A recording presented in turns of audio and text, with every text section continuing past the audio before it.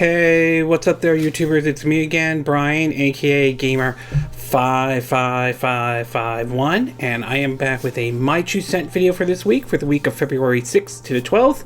And, well, as the recording of this video will come up on Saturday, though, Friday, at least, today is my birthday. Apparently, I turned the big 40, though, and, well, it's getting close to that. Getting close to the over-the-hill part situation, to be exact, though. That, and I'm also seeing a little bit of gray hair growing up there. But yeah, my 40th birthday, though, so it is what it is, to be exact. But anyway, we got 4 stories to cover, including Nintendo actually having their February Direct happening, though, and I want to give my thoughts on what I liked and what I'm sort of mixed but not sure or not sold on at this time, though. We also want to be talking about Microsoft's interesting position that they're taking in terms of what they're going to do with franchises like Call of Duty and other Activision Blizzard franchise, based on assuming this whole acquisition goes through, though. I do want to talk about the rumors about the possibility that the Batman Arkham series could be making its way over to the Nintendo Switch. And finally, we have reports about Google Stadia and what Google might be doing with Stadia or the tech going forward, though. If you're interested in where I got the opinion for some of my information and all that, links will be in the description of this video, assuming you're watching this on YouTube. But before we get started, I like to do what is the quick My 2 Cent part. Excuse me. Stories that kind of caught my attention, but I'm not going to go into a huge amount of details and all.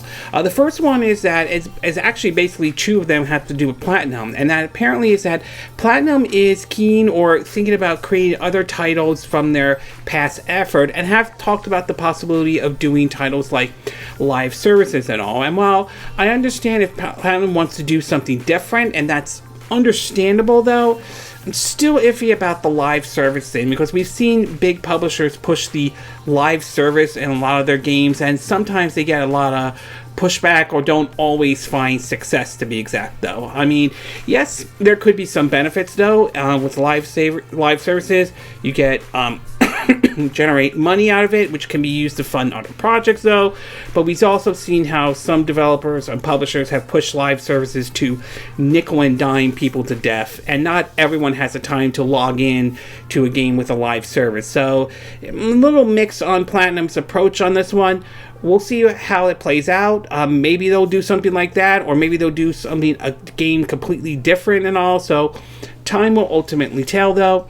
And another part in terms of Platinum is that they've talked about the canceled Xbox exclusive Scalebound, though, as it seems as though that Hideki Kamiya and others are very interested in wanting to revive Scalebound and all. Now, there has been some reports about Phil Spencer saying the game is dead, pretty much and all. But at the same time, though, I do think this could be a good opportunity to consider bringing the game back, especially considering, given where both Platinum and Microsoft are at this time. Microsoft is certainly in a much better position than they were during the Xbox One era, and I mean, Platinum is definitely different than when they teamed up with Microsoft back then, though. So, I mean, it is possible. I would say consider giving this title another shot. We do know that there are rumors about them possibly wanting to do a Monster Hunter-like game, so this could be a good opportunity to consider reviving that project, though. But at the end of the day, it's got to be between those 2, though. My hope is that maybe Phil Spencer will change his mind and revise it, though. But if it isn't, it is what it is, though. We also learned that apparently Beyond Good and Evil 2, the game that has been in development hell for so long, apparently is still in pre-production. It certainly hasn't gotten that far. Honestly, it wouldn't surprise me if they kill off the title entirely, though. I mean, we haven't seen any gameplay of Beyond Good and Evil 2 as far as I'm aware of, though, outside of maybe a CGI trailer or anything like that. And I don't have a lot of hope for this title, though. There have been reports of it being a live service, which shouldn't be surprising considering the direction Ubisoft's been going, to an open world type of approach. So we'll have to wait and see if we ever see the game again. But given we've seen situations surrounding games like Skulls and Bones, though, I wouldn't surprise me if we start seeing a situation with Beyond Good and Evil 2, though. We also learned that there is a report, at least from a former Edge magazine editor, that believes that it's unlikely that Microsoft is going to buy a major Japanese studio, though. Some of it may be because different cultures or different approaches than it is here in the US, to be exact. So, I mean, that's possible, though, although since they purchased Bethesda, they do have Tango Games and all. So, I mean, it's not out of the realm of possibility Microsoft could buy a Japanese studio, though. It might be the situation might be different than how it is over here, as I said, though. But it's also possible Microsoft could kind of take the approach like what we've seen, like doing like exclusivity, though. Like Nintendo did exclusivities with teaming up with companies like Koei Tecmo to do like, the Nintendo themed Warrior games like Hyrule Warriors to the Fire Emblem Warriors, though. We've seen them basically also, team up to do like Marvel Ultimate Alliance 3. They also helped fund Bayonetta 2 to make that happen. So maybe Microsoft considered maybe taking that kind of approach. I mean, I do remember them publishing during the Xbox 360 era the classic Lost Odyssey, though. So I do think Microsoft should consider the idea of, if they're not going to buy a studio, why not consider funding or buy a Japanese studio? Why not consider funding a game from a Japanese developer? I mean, the former head of Dead or Alive, the creator of Dead or Alive, has expressed interest with working with Microsoft again. So, because they should consider taking that approach if that were to ever happen, though. We also learned that supposedly a TV host is making the claim that Xbox is trying to undercut and dominate the gaming industry, though. This has gotten a lot of criticism towards it, though, and some consider it like a anti-Xbox pro-Sony kind of approach, though. I mean, I understand the whole issue of the monopoly issue, to be exact, though, but I'm not sure Microsoft is in the position of dominating the gaming industry, considering while they are the top three, such as Nintendo, Sony, and Microsoft, though, they're not seem to be in the same kind of position that Nintendo or Sony is at this time. So I don't really buy the argument, though. I do agree that Microsoft is certainly more aggressive this time around than they were in the past, though, make no mistake, but I don't really buy the whole they're going to dominate the industry or anything like that. We'll see over time if that truly does happen, but I have my doubts that will necessarily happen, though. We also have a new release date for, or the developers who released a trailer for Atomic Heart, though. This was one of the games that was shown up during Microsoft's presentation in E3 2021, though. It definitely looks nice, though. It's coming to multiple platforms, though, but it's going to be day one on Game Pass, though. I'm definitely getting a little bit of a Bioshock vibe out of it, and that certainly is a good thing. I'm going to take a cautious wait-and-see kind of approach on that game, considering we saw what happened with Cyberpunk 2077, so I want to be extremely cautious about it. But being that it will be on day one Game Pass, though, that definitely is a nice thing, because that gives me an opportunity to try the game out and determine whether or not it's worth the time or money, or should I buy that game at all. And in the non-gaming part, at least in sort of movies and TV show, we learned that a report that Hulu is going to be reviving the Futurama series, which is pretty impressive considering it was revived. Got canceled on Fox, then it got revived on Comedy Central, then the series came to an end. So to see it come back, though, it certainly is nice. I mean, we're seeing shows like Beavis and Butthead get a revival to a certain degree, and possibly King of the Hill as well, though. But at the same time, we also have a report from IGN that seems to indicate the voice actor of Bender has not signed on at this time, and there are some issues that seem to be pointing towards problems that Hulu is having, and some people are blaming Hulu for the situation. It's gotten to a place where they call it Bendergate, to be exact, though. So I'm hoping the voice actor who does Bender does sign on, though, and hopefully this issue can be resolved. I mean, it's going to be a little difficult if they're not going to be able to sign him on or anything like that, though. And last but not least, though, we just saw the first trailer for Jurassic World Domination, if I'm saying the name correctly, though. And I will say, I am looking forward to seeing this movie, especially with some of the original actors from the first Jurassic Park movie in this one. Supposedly, this is a conclusion of the trilogy, or a conclusion of the series, to be exact, though. But supposedly, they're open to the ideas of doing more down the road, possibly. So we'll have to wait and see. If they do more, though, I don't think it should be rebooted or anything like that. I think it should be more like years later and all that stuff. So I think they should take that kind of approach, not reboot it or do anything like that. But either way, I'm looking forward to it. The movie comes out July 10th, so it's definitely on one of the movies I'm looking forward to seeing over the summer and all.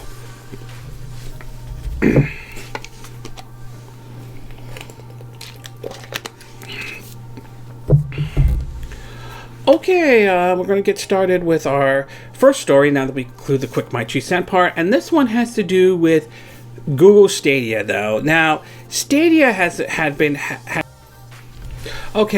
for some reason my camera stopped and all that stuff, so I am going to have to take a look at what the hell just happened there and all. But anyway, we're going to get into our first story, and this one has to do with the whole situation surrounding Google Stadia and all. And apparently it seems as though there are some reports coming out in regards of what Google is going to do with it, though. Now, Stadia has sort of had a rough time ever since it originally launched back around 2019, though. It didn't really have the greatest reputation, to be exact, and some of it has to do with Google itself, though. While the tech and all was very impressive, the idea of streaming games or cloud gaming and all, it was a hard sell for a lot of folks. And when COVID hit, though, they thought that this would be a great opportunity for Google to really get in on this, though, but it was sort of a missed opportunity at the same time. Plus, supposedly the purchase of Bethesda by Microsoft may have, at least from what I've heard, scared Google to the point that they decided to close down their first-party development team and take a different approach with Stadia going forward. Well, it seems as though we now have a report, at least from several sites, that seem to indicate what direction Google is going with Stadia and all. In a report from TechRadar, it reads, quote, Google is reportedly planning to offer its Stadia streaming tech to other companies, including Petalon, if I'm saying the name correctly, Bungie, and Capcom, casting doubts over the future of the platform. However, Google has since denied these reports. According to Business Insiders, Google has shifted its priorities to focus on selling its Google streaming technology to interest parties instead of attracting more games to the Stadia platform. Sources told Business Insider that current and former employees say the priority was now on proof of concept work for Google streaming and securing white label deals. One estimates about 20% of its focus was on consumer platform. There are plenty of people who are interested, people internally who would love to keep it going, so they are working really hard to make sure it doesn't die, Business Insider source said, but they are not the ones writing the check. Google has since responded to the report, though, with Google spokesman Patrick Sable telling The Verge that the company was always planning to offer its Google Stream tech to other companies. We announced our intention of helping publishers and partners deliver games directly to gamers last year, and we have been working towards that. This person said, the first manifestation has been our partnership with AT&T, who is offering Batman and Arkham Knights available to their customers for free. While we won't be committed on any rumors or speculation regarding other industry partners, we are still focused on bringing great games to Stadia in 2022. With 200 plus titles currently available, we expect to have another 100 plus games added to the platform this year and currently have 50 games available to claim in Stadia Pro. The official Google Stadia Twitter account also moved to address the report, saying that the team is working hard on a great future for Stadia and cloud gaming. The question was, is Google on live support? And they're saying that quote, it's clear that Google's gamble on Stadia hasn't paid off after its initial bullish reveal. Even though the technology is impressive, The company's cloud streaming tech was supposed to offer a more accessible, high-quality gaming experience across multiple devices, but that hasn't always been the case. The company's Pro membership streaming option has come under fire for failing to offer the 4K resolution it promised, and its business model has been criticized for being too expensive, with subscribers reluctant to purchase new games and pay for a monthly membership fee, though. The article also concluded Google Stadia isn't dead then, at least not yet, but it's hard to see how it could break through and achieve the level of mainstream success it's first targeted when it was announced in 2019. The report also seems to point out how it has sort of been somewhat demoted, though, to be exact, though. The report, if I can find it, though, let's see, where is it? Okay, it seems to report that where is it? All right. Okay, but it seems to report that Phil Harrison, who was in charge of it, though, seems to have now been demoted to a certain degree, or the Stadia itself has been demoted, though. Honestly, though, I would say it's somewhat unfortunate, but I'm not really shocked that this has happened to Stadia and all, though, because I think Google has had a hard time trying to get it off the ground no matter what. Some of it has also been Google's reputation of every time they present something new, it ends up in the Google graveyard and they tend to forget about it. And Stadia certainly is no exception. Obviously, they're not going to kill it off at this time. They're still going to keep it alive, though, but I just can't see. It just is right now, seems that Google is just treating it as nothing more than just an afterthought at this moment, though, which is really unfortunate because the technology is impressive. Don't get me wrong, though. It's just, it's a hard sell to a certain degree. And while I do see cloud gaming having potential, there are some issues to it, particularly with lag and all. And this is one of the reasons why you see some blowback to people who don't like the idea of cloud gaming coming to the Nintendo Switch, especially with the Kingdom Hearts game coming to the Nintendo Switch, but only through the cloud, though. So it's still a tough sell, though. I do think over time, cloud gaming will be the new norm, but we're not there yet at the moment, though. And I think Google, it sounds like they jumped the gun too quickly, though, to not really laying out a good strategy, to be exact. So overall, though, it's a little disappointed where the state of where Google Stadia is right now, but it is not shocking given the direction what Google is doing with it, though. Right now, they're not killing it off at this time, though, but time will ultimately tell whether or not it goes into basically the Google graveyard, though. Okay, we're going to take a quick break, and when we get back, we're going to get to part 2, and this one has to do with Batman Arkham series might be coming to the Nintendo Switch. So we'll take a quick break, and we will be right back.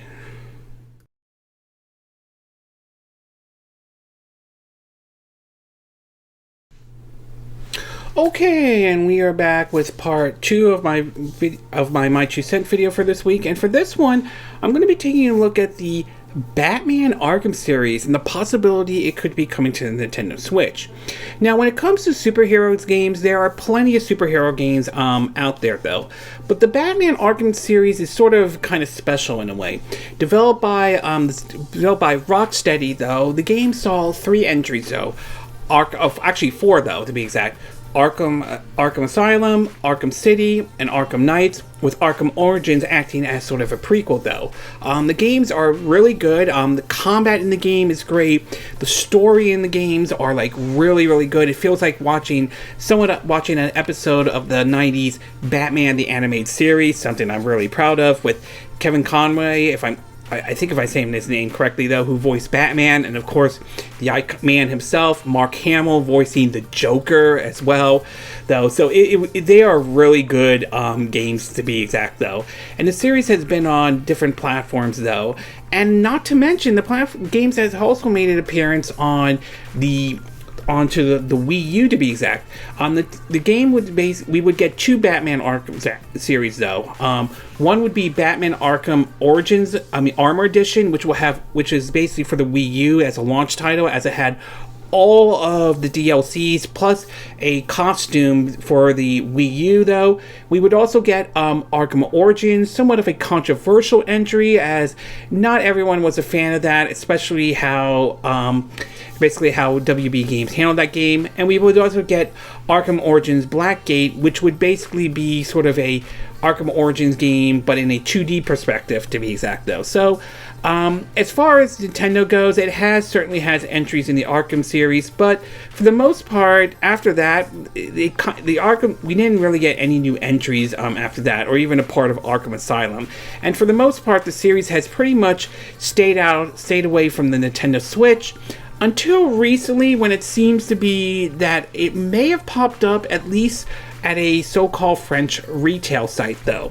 In an article posted on Nintendo Life, it reads that, quote, a Switch listing on French retail website WTT currently has a placeholder release date for August 31st, 2022. It's supposed to be for titled Batman Arkham Collection, with the game price at £59.99 or euros to be exact. The same site posted Witcher 3 Wild Hunt port though. The Arkham Collection is made of Arkham Knights, Arkham City, and Arkham Asylum. The Switch hasn't seen any Arkham game released on it, although Telltale has released the episodic Batman series on the platform. Before then, the last major Batman game on the Nintendo system was Batman Arkham Origins and Batman Arkham City Armor Edition on the Wii U. Now, obviously, since this is from a retail site, though, to be exact, some grain of salt needs to be taken, though, okay? The thing is that sometimes these retail sites can be correct, but sometimes they are often off, though. We've seen how one site had Biomutant for the Nintendo Switch, but that never really materialized. We saw basically a retail site that had basically claiming that Fire Emblem Fates was coming to the Nintendo Switch with a art cover, but it turned out to be a fan art. So, yes, there have been times they have been wrong before, but at the same time, they've also have a history of being right, though. And it is like what Nintendo Life mentioned, the site did basically had Witcher 3 Wild Hunt for the Nintendo Switch, and they were correct about that, though. So, still, I do think it is important to take this with a grain of salt. That said, I will say it's certainly not out of the realm of possibility.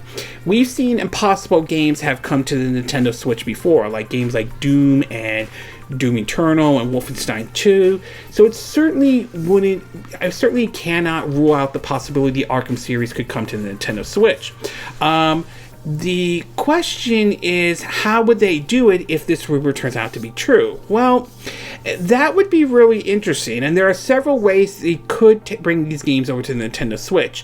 One, and I think not everyone will like, is basically putting them on the cloud, though. I mean, that certainly is probably the option not everyone is going to like, to be exact.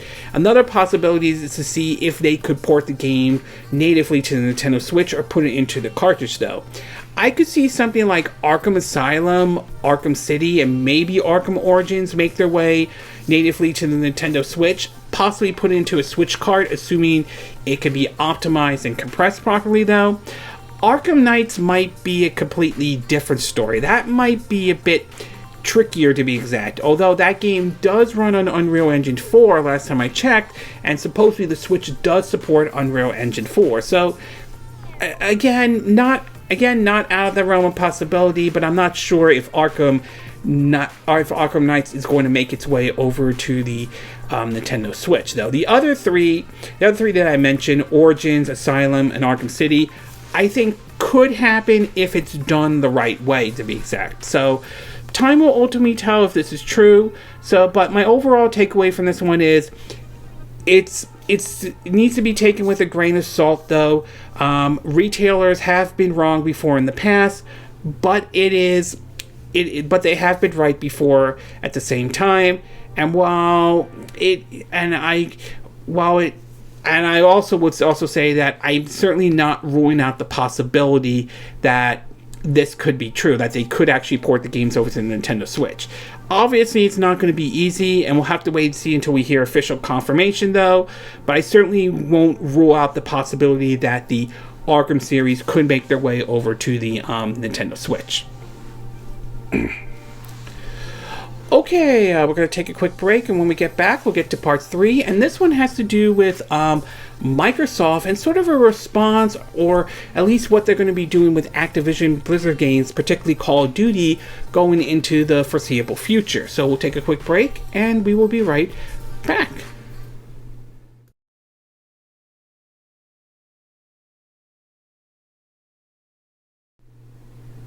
Okay, and we are back with part 3 of our My 2 Cent video for this week. And for this one, we're going to be taking a look at the situation with Microsoft and Activision Blizzard again. Now, this every week we seem to be hearing, or at least we're hearing something about in regards of with Activision Blizzard following Microsoft's purchase of that studio for like around $68 billion.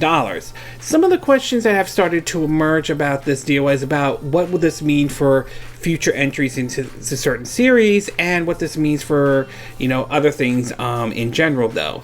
And there has been discussion, especially with series like Call of Duty, which, despite some of its reputation that series has gotten, though, over the years, though, it's also has also ranked in a lot of money, much to some people who aren't pleased with it, especially when at the time Activision Blizzard had almost pretty much every studio doing a Call of Duty game on a yearly basis, to be exact, though.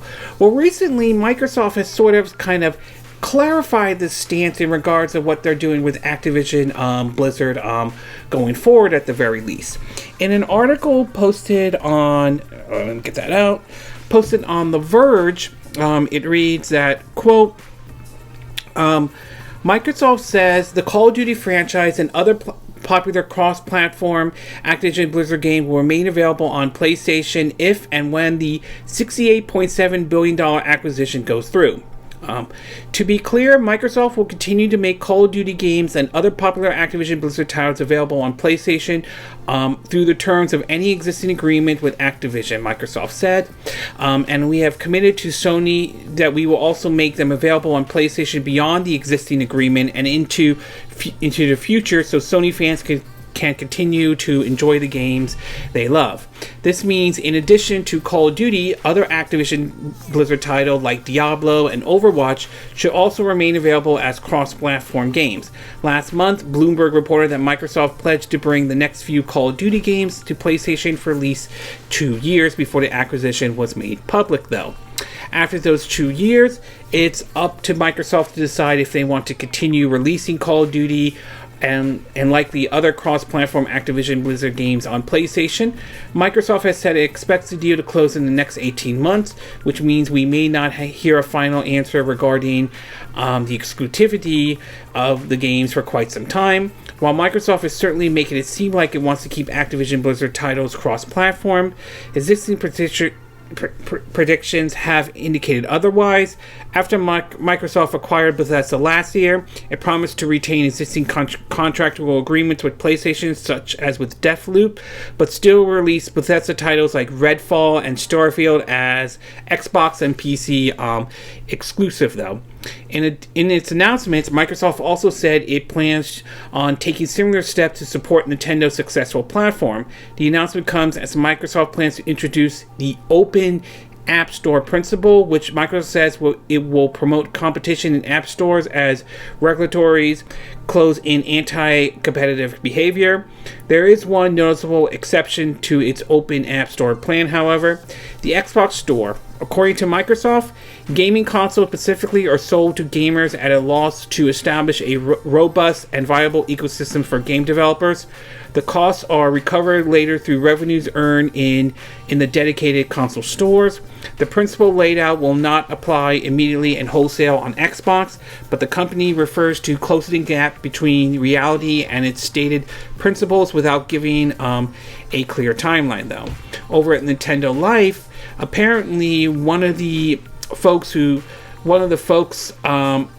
talked about, one of the folks, as Microsoft's president Brad Smith, has said that he wants to bring Call of Duty series to Switch, assuming its purchase of Activision Blizzard goes ahead of plan.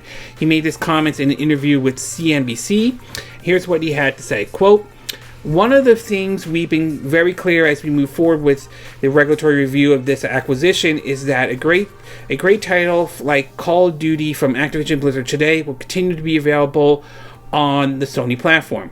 We like to bring it to the Nintendo device. We would like to bring it to other bring the other popular titles that Activision has and ensure that they continue to be available on PlayStation and that they become available on Nintendo."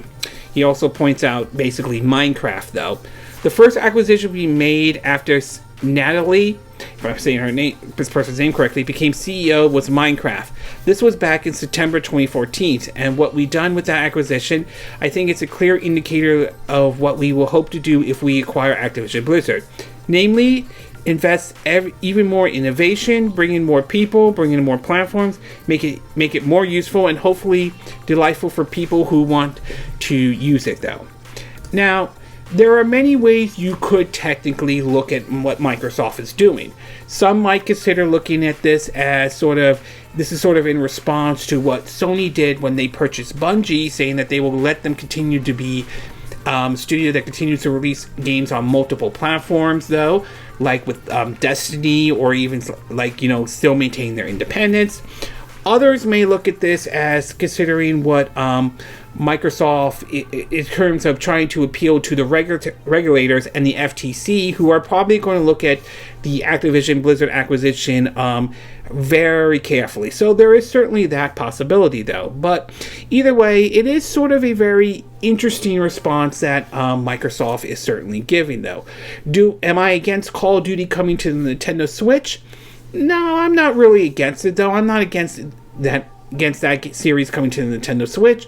It's just that the series certainly has not gotten a great reputation or anything like that. I mean, if they were to bring the Call of Duty series to the Nintendo Switch, and if what Microsoft is saying is true, I certainly wouldn't be opposed to the idea of bringing games like Call of Duty Finest Hour, or Big Red One, or World at War, or maybe some of the Modern Warfare games, or even basically, Black Ops 1 and 2. I mean, that would be nice. I mean, the campaigns would be great if they brought those over. Multiplayer, I certainly am not opposed to. So, I'm certainly not against bringing some of the older Call of Duty games, or even bringing some of the newer ones if they can make it work on the Switch natively and properly, to be exact. Or maybe design one for the Nintendo Switch in mind, to be exact. So I certainly wouldn't be entirely against that idea. Now, whether that truly happens or not remains to be seen, though.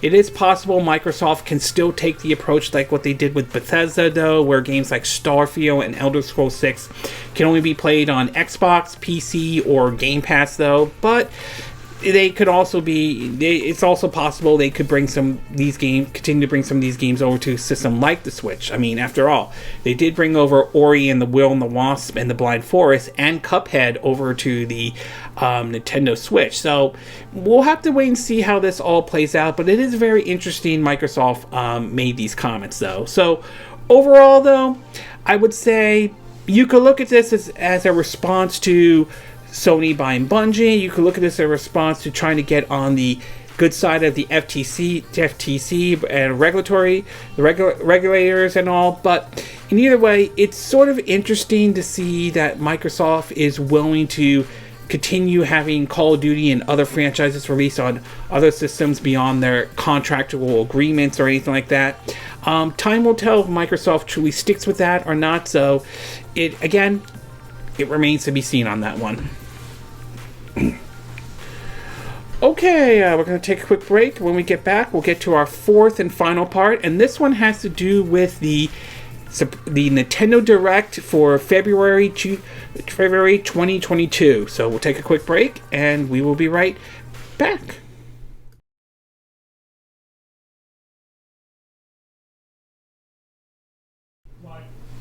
Okay, and we are back with our fourth and final part of my 2 cent video for this week. And for this one, we're going to be talking about the February Nintendo Direct. Now, after rumors and speculation, though, of when Nintendo will do their direct, especially for 2022. We finally got one this week, though, and it was kind of a doozy, to be exact, about 40 minutes long, and they really announced a whole lot of games in terms of what was coming to the Nintendo Switch. Some that I kind of was surprised seeing coming to the Nintendo Switch.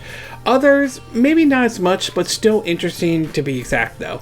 There were certain things that I did like, and there were certain games that I certainly kind of mixed at this time, or not 100% sure or entirely sold on, though. So for me, though, I'm going to be taking a look at basically what the games I am looking forward to, or what I do like, though. The first one, and this one was announced when it was started, was Fire Emblem Warriors 3 Hope, though. The fact that they're doing another Fire Emblem Warriors game certainly is a nice addition indeed, and this one will be based off of the Fire Emblem 3 House game that was released several years ago on the Nintendo Switch and sold very well. So it's certainly nice to see them do another entry in Nintendo-themed Warrior one, including the Fire Emblem, to be exact. I am curious if there's going to be any changes from Fire Emblem Warriors in any way, though. And I'm also curious if it will have sort of that graphical option that the first one did. When you play that on your Nintendo Switch, you had the choice of either playing it at 1080p 30 frames per second or 720p at 60 frames per second. I'm hoping there's at least a graphical option, but we'll have to wait and see, though. And also, if there's ever another Nintendo themed Warrior game, I would be down with one based off of the Xenoblade Chronicles series. Thank you very much. The next one also they showed up was Advance Wars Plus 1 and 2, though. The game is looking really nice, though. I think WayForward has done a really good job with the game so far. I definitely think it is certainly does look impressive. I do want to try the game out myself, though. I'm hopeful that there is somewhat of a casual mode in the game, much similar to what we saw with the Fire Emblem series, in a way, for those who may not be somewhat challenging, but may not be into the whole strategy kind of approach, though. I do hope that Advance Wars 1 and 2 does well enough that it convinces Nintendo to consider making the series a bit more seriously, like what we've seen with the Fire Emblem series and all. The next one is obviously one that kind of surprised me, was Mario Striker Battle League, though, a new entry into the Mario Striker series. It's definitely nice to see that they are bringing that series back and all. I am very curious to see if there's going to be any change to certain mechanics or anything like that. It's similar to what we saw with the Wii version, where you did have the ability to do multiple shots at the goal, but the other opponent had an opportunity to block those goals as well. So it certainly would be interesting to see what exactly this one will play out, though. We do know there's going to be online play, there's going to be clubs and all that stuff. There has been reports of in-game purchases. I'm not sure what those will be. Maybe cosmetics, DLCs. I'm a little curious to see how that's going to play out. The next thing, of course, is Front Mission Remake, both 1 and 2. So we're getting a remake of the first two Front Mission games that were never released here in the West, that were on the, I believe, the Super Famicom in Japan, though. The first one will be coming out this year, with the second one, I think, currently still in development, though. So definitely one I will be definitely keeping an eye out on. EarthBound 1 and 2, or Mother 1 and 2 to be exact, was announced, though, and that certainly is nice as part of the Switch Online service. First one that was released on the NES, Super Famicom in Japan, while while Mother 2, or EarthBound here in the West, is going to be released on the Super Nintendo the app, though.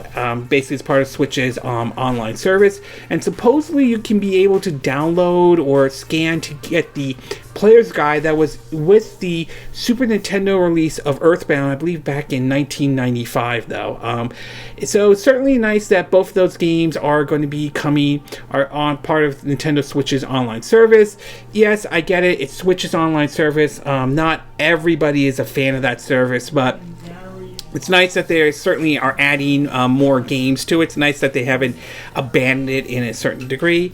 The next one, obviously, is going to be Triangle Strategy. That game does look impressive, though, especially with its HD 2D arts, though. A demo is now out for that, though, which is, I believe, if you play the game, I think it's the prologue chapter. If you play it, though, you could take what you've done in the demo and transfer it over to the main game should you decide to go ahead and buy it. I like that approach, so definitely worth checking out. If you're not sure about the game, the demo is available to try. You should try it out. We also saw basically Cuphead, the delicious last course, though. That certainly looks nice. I'm looking forward to that one.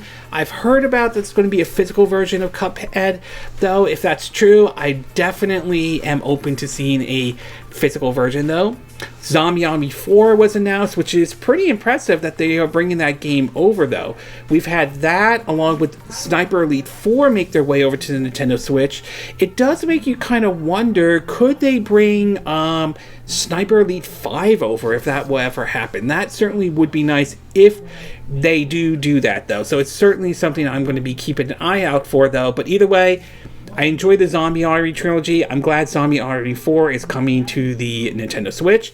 Kirby and the Forgotten Land, that looks definitely impressive, including some of the new mechanics where now he could like swallow like objects like a vending machine to a car and all, and use different abilities for that. It certainly is very impressive, and the fact that it's going in full 3D certainly looks nice indeed. So it's definitely one I am going to be keeping an eye out, though. Klonoa, that game from Bandai Namco, looks certainly nice. I'm a fan of platforming games, so it's certainly one I'll be keeping an eye out. It's supposedly 1 and 2, though, so definitely worth something to look at. Live a Life, or Live a Live, if I'm saying the name correctly, though, is another game using the HD 2D type of approach, though. A lot of Square Enix games in this direct, to be exact, though. It's definitely looks very impressive, though. It was supposedly only in Japan and never saw the light of day here in the West, though, so I'm glad they're bringing the game over. Again, I don't know if there's going to be a physical version or not, though. I do hope that there is, but it's definitely one I'm going to be taking a look at. And of course, one that I think that they ended the direct on, which I think is really great, was the official announcement of Xenoblade Chronicles 3. That was definitely a great way to end the 40-minute direct, to be exact, though. Seeing that game and all looks really impressive, though. It's going to be coming out in September of this year, which is definitely good. I'm very happy about that, though. There are some questions about in terms of the battle system. Will it be similar to what Xenoblade Chronicles 1 was, or will it be like what Xenoblade Chronicles 2 in any way? And of course, the visuals, though. Past games have both Xenoblade Chronicles 2, while looked great at 720p when playing it in portable mode. It looked bad at 540p, though. Xenoblade Chronicles Definitive Edition, while did make some improvements and it looked better than Xenoblade Chronicles 2 did in terms of in portable mode, still was not at a great resolution and all. My hope is that with Xenoblade Chronicles 3, that game will look hopefully it will look good regardless if you play your Switch in dock or in portable mode, or if you have a Switch Lite, to be exact, though. So my hope is that they make an improvement to the visuals, though. But either way, glad that they close it out with Xenoblade Chronicles 3. Hopefully we'll hear more about it, including the battle system and all. But definitely a great way to close out with that game and all. As far as what I was mixed or not 100% sure on, though, there were certainly some that I'm not entirely sold on. Some I'm, like I said, mixed on. Obviously, the first one is that while it's great that EarthBound 1 and 2 have been announced, there's still no Mother 3 that they announced and all. I mean, seriously, Nintendo, you gotta bring Mother 3 over. If you're doing EarthBound, Mother 1 and 2, you really need to bring that over. You can say what you want, though, but there are going to be people that are going to be calling for that game to come to finally see you bring that over, including to Switch's online service. So at this time, I really think that they need to start bringing over Mother 3. Obviously, we did not get a Mario Kart 9, though. While we did have Mario Kart information come out, like for DLC for Mario Kart 8 Deluxe, which certainly isn't bad, and there are certainly some courses I want to see, though. It doesn't seem like Mario Kart Mario Kart 9 is going to happen, at least right now, though. Maybe for the next generation of Switches, though, but right now doesn't seem to be the case. I am a little disappointed that they aren't bringing Mario Kart 9. Mario Kart 9 isn't happening, though, because I really would like for them to develop a Mario Kart game for the Nintendo Switch, to be exact, though. Obviously, it's going to be a while for that game to ever happen, so a little disappointed on that, though, but not against the DLC entirely, though. If they're going to bring the DLCs over to Mario Kart 8 Deluxe, Bowser's Course from the Nintendo 64 and Bowser's Course from Mario Kart Wii. I love those courses, and I think the music in this game is awesome, to be exact, though. No Man's Sky, I'm sort of mixed on that one, though. That game didn't get the greatest reputation when it first originally launched, but over time, that game has improved over the years, though. So I am curious to see how it will look like on the Nintendo Switch. There is still questions of whether or not this is a native version or the cloud version, though. It might be a hard sell for those who are not big fans. Okay, again, apologize. I'm having some issues with the recording thing. I really got to double check and take a look and see what exactly is going on. But anyway, in regards of No Man's Sky, though, it's unclear whether or not this will be cloud or native, though. I'm hoping it's native, but time will tell if that happens, though. The next one is the Wii version of Star Wars The Force Unleashed, though. This one is kind of interesting, though. I'm not sort of mixed on it, though, because the Wii version was sort of unique in a way. It did have the motion controls, and interesting enough, it had some levels that were not found in the PS3 or the Xbox 360 version, though. As far as motion controls go, though, it wasn't bad or anything like that. It was definitely one of the better Wii games that had motion controls, to be exact. But I'm not saying it's 100% perfect, and motion controls aren't going to be for everybody, though. So to hear this one coming to the Nintendo Switch is kind of interesting. I'm curious to see how they will do with terms of button controls, to be exact. I don't know, especially for those who have a Switch Lite, though. Is it going to be button commands, or is the Saber kind of controls are going to be similar to what Skyward Sword HD is going to be? So it's somewhat interesting, but I'm not entirely there yet on that game, though. But I will certainly keep an eye on that. Assassin's Creed: The Ezio Collection, again, nice that they're bringing that game over, but then there's the issue of whether or not is it going to be the full game into the cartridge, or is it going to be, parts of it, or is it going to be just a download code? So I'm a little iffy about that one. The Metroid free update, though, I mean, again, not bad in terms of what they're offering in terms of the free update, but I would have liked to see more story content in terms of the free update. I mean, don't get me wrong, having a hard mode and easy mode isn't necessarily bad, or a boss rush mode, but I would have liked to see more story content put into this update. Maybe that will happen down the road, but we'll have to wait and see, though. We had Chrono Cross that was announced, which certainly isn't bad, but it looks like something out of like the mobile version, to be exact, though. That might, for some people, that's okay. For others, maybe not as much, though. But it's something I'll keep an eye on, but I'm not 100% sure about that one this time, though.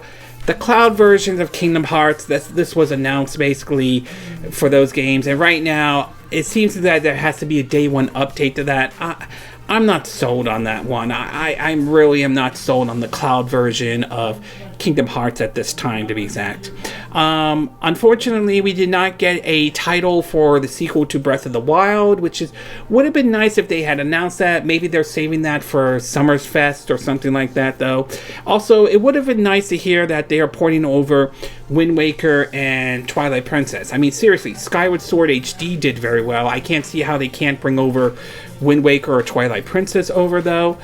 The presentation for Nintendo Switch Sport was just sort of a bit odd, at least in my book, to be exact, though. I mean, it doesn't look bad, but part of me kind of wishes that they had the option where you can use the Miis, to be exact. I'm a little disappointed that they're not giving you a chance to use, the Miis and all, compared to what we saw with Mario Kart 8 Deluxe when that came to the Nintendo Switch.